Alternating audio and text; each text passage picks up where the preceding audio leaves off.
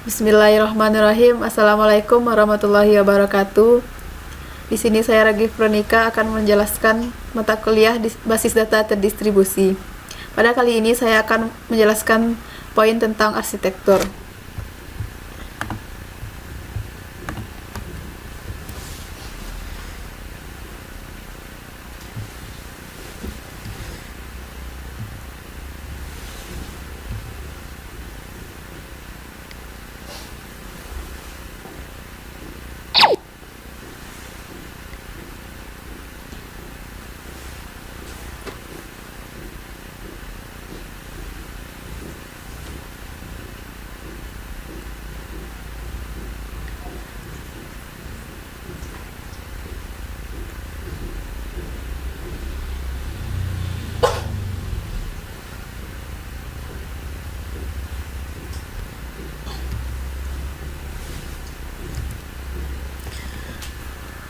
Baiklah, pada poin pertama saya akan menjelaskan tentang definisi arsitektur.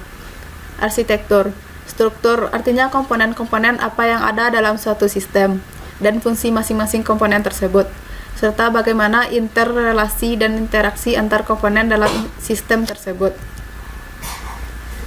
Arsitektur sistem software. Spesifikasi dari arsitektur sistem software menyebutkan bermacam-macam modul berserta interface dan interrelasi antar data dan alur kontrol dalam suatu sistem. Programming in the small, pengembangan individual modul. Programming in the large, pengintegrasian modul-modul menjadi suatu sistem yang komplit.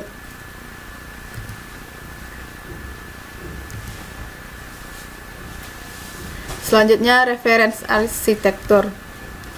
Struktur ideal atau standar, yaitu segala bentuk sistem mengacu atau merupakan turunan dari reference arsitektur ini. Untuk menciptakan reference arsitektur ini diperlukan standarisasi. Contoh, ISO atau OSI, model yang merupakan reference arsitektur dari Wide Area Computer Network. Selanjutnya, standarisasi DBMS. Reference model atau arsitektur sistem dapat dinyatakan berdasarkan 3 pendekatan yang berbeda. Yang pertama, berdasarkan komponen. Interrelasi antar komponen yang masing-masing mempunyai fungsi yang berbeda-beda. Yang kedua, berdasarkan fungsi. Penyediaan fungsi-fungsi atau fasilitas-fasilitas yang dapat memenuhi kebutuhan user yang berbeda-beda. Strukturnya kebanyakan berbentuk hierarki sesuai klasifikasi user, contohnya ISO atau OSI model. Yang ketiga, berdasarkan data. Karena data merupakan sumber daya utama yang dimanage oleh DBMS, maka pendekatan ini menjadi pilihan yang tepat untuk melangkah lebih jauh ke proses standarisasi. Penyediaan beberapa tipe data dan arsitektur sistem ditekankan pada penyediaan fungsi berdasarkan klasifikasinya yang dapat menggunakan tipe-tipe data pada masing-masing klasifikasi.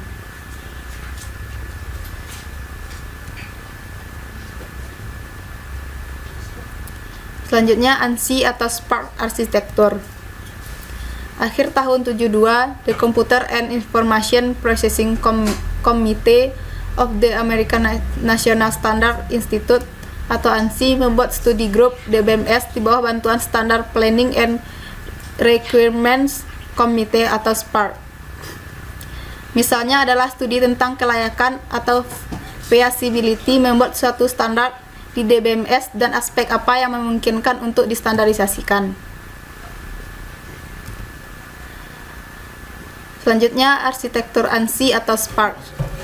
Arsitektur sistem yang berbasis organisasi data. Yang pertama, tree view of data.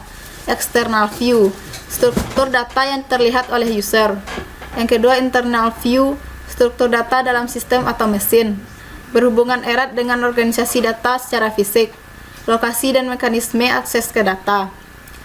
Yang ketiga, conceptual view, yang menjembatani definisi abstrak dari database, representasi data dan relasi antar data, memperhatikan kebutuhan setiap aplikasi atau keterbatasan media penyimpanan.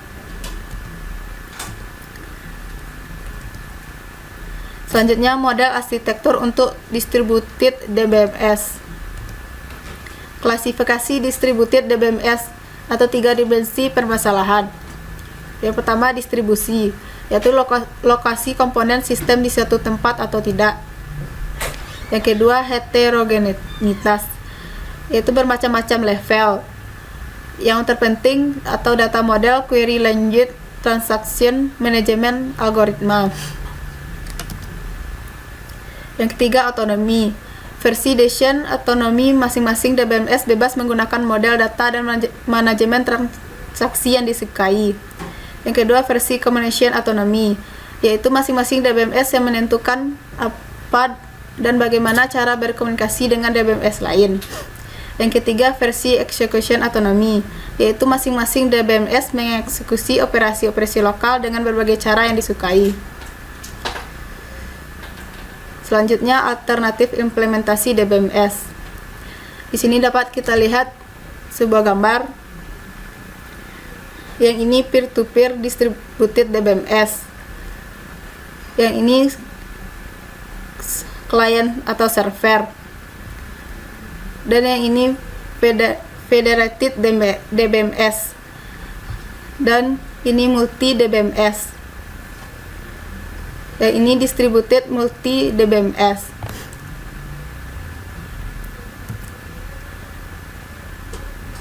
Selanjutnya distributed database reference architecture. Yang pertama LIS atau local internal schema, yaitu physical data organization pada setiap site mungkin berbeda. Untuk itu pada masing-masing site dibutuhkan individual internal schema. Yang kedua LCS atau local conceptual schema, yaitu karena data pada distributed database biasanya terfragmentasi atau terduplikasi, maka organisasi data secara logis pun dibutuhkan di setiap site. Yang ketiga GCS atau Global Conceptual Schema, yaitu struktur logis data yang ada pada semua site.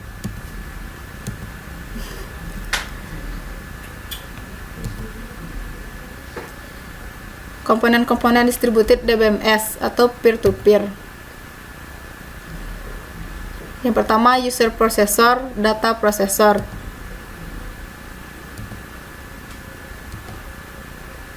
User processor, user interface handlers menerjemahkan perintah user dan menampilkan data ke user.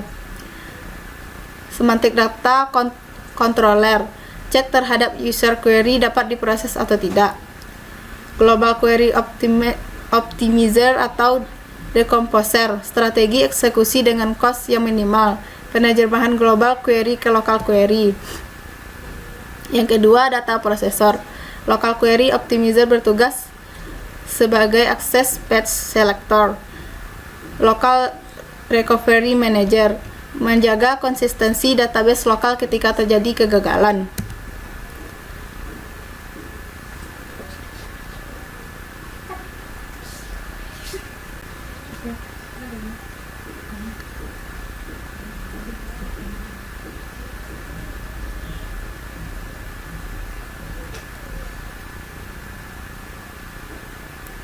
Sekian, terima kasih.